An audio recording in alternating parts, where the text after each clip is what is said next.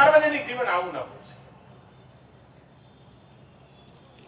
સમકાલીન જે લોકો હશે એમની આલોચના કરી હશે, ટીકા બધું જ કર્યું હોય, એ સમજી શકાય છે. પરંતુ ત્યાર પછીનો જે યુગ આવે એમાં જે શ્રેષ્ઠત્વ છે એનો સ્વીકાર કરવો પડે અને સ્વીકાર કરીને ચાલુ રહેવું. અને એ અર્થમાં મારે માટે ગૌરવની બાબત છે.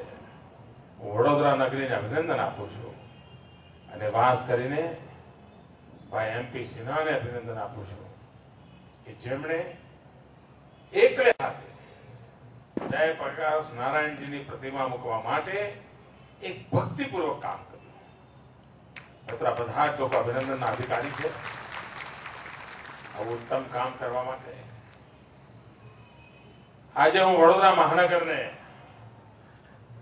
અનેક અભિનંદન આપવા માટે રૂબરૂ આવ્યો છું.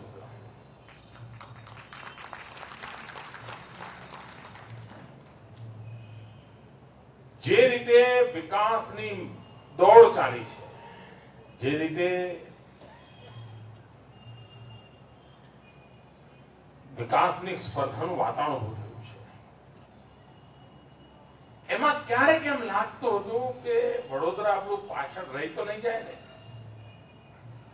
અને મને વડોદરાથી ઘણા લોકો મળવા આવતા હતા. મને કે સાહેબ કંઈક વડોદરાનું કરીને આખું વાતાવરણ બદલી આપો તમે.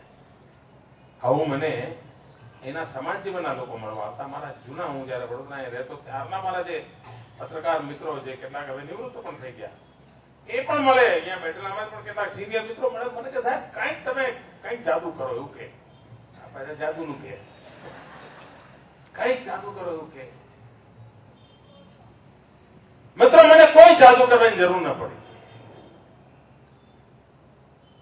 જે રીતે રાષ્ટ્રીય આંતરરાષ્ટ્રીય સ્તરે વડોદરા એક પછી એક એવોર્ડ મેળવવા માંડ્યું છે.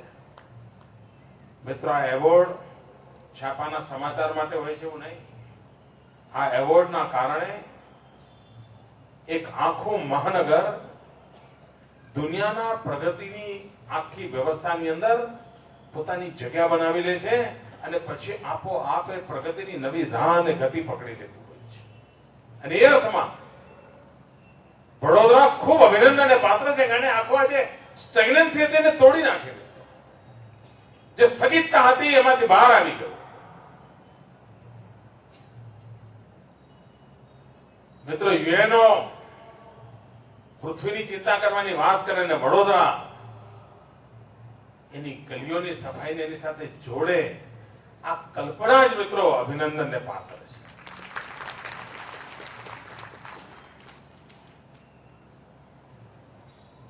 વિચાર વૈશ્વિક હોય, વ્યવસ્થા સ્થાનિક હોય. આ સેતુ બાંધવા માટેની મથામણ માટે મિત્રો વડોદરાના કરતા ધરતા સૌ મિત્રો અનેક અભિનંદનના અધિકારી છે. મારે આ મહાનગરના નાગરિકોને પણ આજે નવાજવા છે.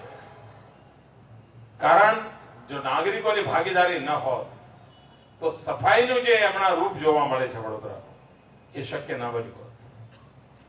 અને આમ ગમે એવું લાગે છે રોડ ઉપર નીકળો એટલે સાફ જુઓ, સફાઈ જુઓ, બધું આમ આનંદ આવે. આ વાતાવરણ ઉભું થવા માંડ્યું છે. અને હું માનું છું કે આ ગતિ ઓર આગળ જશે તો આપણે સ્વચ્છતાની બાબતમાં પણ નવા વિક્રમો પ્રસ્થાપિત કરીશું. એક આવકારદાયક કામ, સાચી દિશાનું કામ.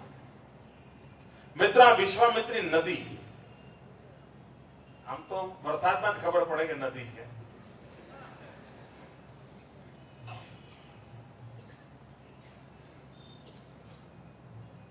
મેં મિત્રો આ વડોદરામાં મારી જવાની ખપાઈ છે, મને ખબર છે. ક્યારે કોઈએ વિશ્વામિત્રી નદીથી આમ ગૌરવ કરીને છાતી કાઢીને વાત કરી એવું સાંભળ્યું છે? ક્યારે નહીં. ઉલ્લેખ ના આવે. આખા વડોદરાના જીવનની ચર્ચા આવે, ઉલ્લેખ ના આવે. અને મિત્રો આ વિશ્વામિત્રી નદી, આ હું મુખ્યમંત્રી બન્યો પછી જન્મ ધારણ કર્યો છે, પહેલા બી હતી જ ને. આ બધા હવારહાજ નિવેદન કરવા ટેવાયેલા નેતાઓ પહેલા નહોતી જોઈ વિશ્વામિત્રીને? એમને કોઈ રોક્યા હતા વિશ્વામિત્રીનું ભલું કરવાનું? મિત્રો એક ભગીરથ કામ આપણે ઉપાડ્યું છે કે આ વડોદરા નગરીના મધ્ય ભાગની અંદર એક નવી ચેતના પેદા કરવી છે વિશ્વામિત્રના પુનરુત્થાન. અને થઈને રહેશે એટલું લખી રાખજો મિત્ર. જે કામ ન થવાનું હોય તેમાં આપણે હાથ લગાવવાની હિંમત કરતા જ નથી ભાઈ. અને હાથ લગાવીએ તો અધૂરું મૂકતા નથી. તો બહુ સમજી વિચારીને અને ગરીબમાં ગરીબ માનવીની ચિંતા કરવાની ગેરંટી સાથે કામ ઉપાડ્યું છે.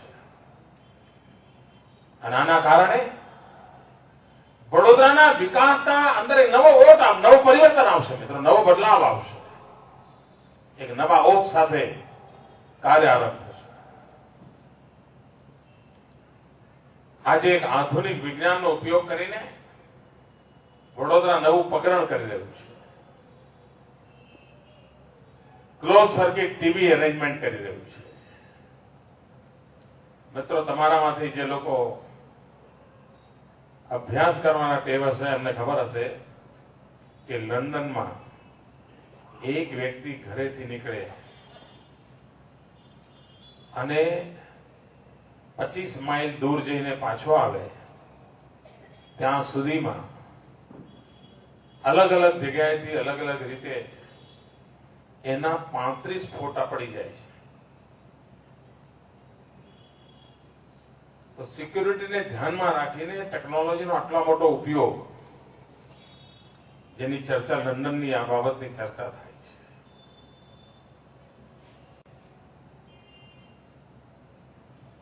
મિત્રો, કેમેરા ઘણીવાર કોઈ એમ કહી શકે કે શું કેમેરાથી રક્ષા થવાની છે, શું કેમેરાથી ટ્રાફિક સરખો થવાનો છે?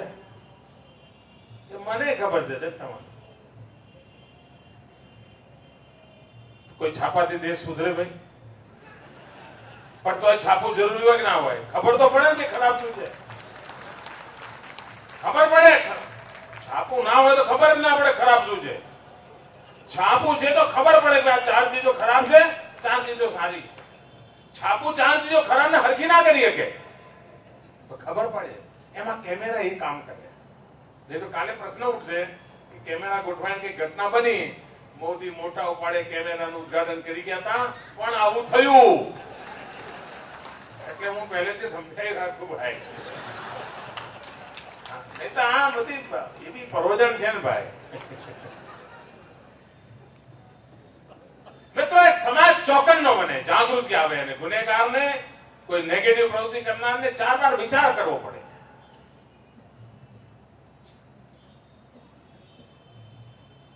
માનુષાના કારણે અને એવા ચોક્કસ છે કે સંકલન કરવાથી ટ્રાફિક માટેની ઇન્સ્ટ્રક્શન બહુ સહેલાઈથી આપી શકાતી હોય છે કેમેરાના નેટવર્ક.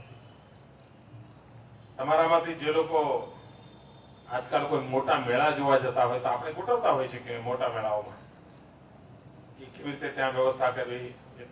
કુંભમાં ગયા તો જોયું હશે. પણ એક અલગ પ્રકારની લોકલાઇઝ વ્યવસ્થા હોય છે કે નાનકડો કંટ્રોલ રૂમ બનાવીને કરતા હોય છે. યા અમદાવાદમાં રથયાત્રા નીકળે ત્યારે આપણે કરતા હોય છે કે ભાઈ બધી વસ્તુઓ સુચારૂરૂપે ચાલે, કોઈ એક જગ્યાએથી બધી વસ્તુઓ જોઈ શકાય.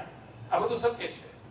પરંતુ કાયમી ધોરણે અને એમાં વૈજ્ઞાનિક દ્રષ્ટિએ ઉત્તમમાં ઉત્તમ જે કેમેરા ઉપલબ્ધ છે એને લગાવવાનો નિર્ણય કર્યો છે. આજે જે ઉપલબ્ધ ઉત્તમમાં ઉત્તમ ટેકનોલોજી વાળા કેમેરા છે એ લગાવવા માટેનો પ્રયાસ. અને આખા વડોદરા નગરીને આ નવી આંખ મળવાની છે.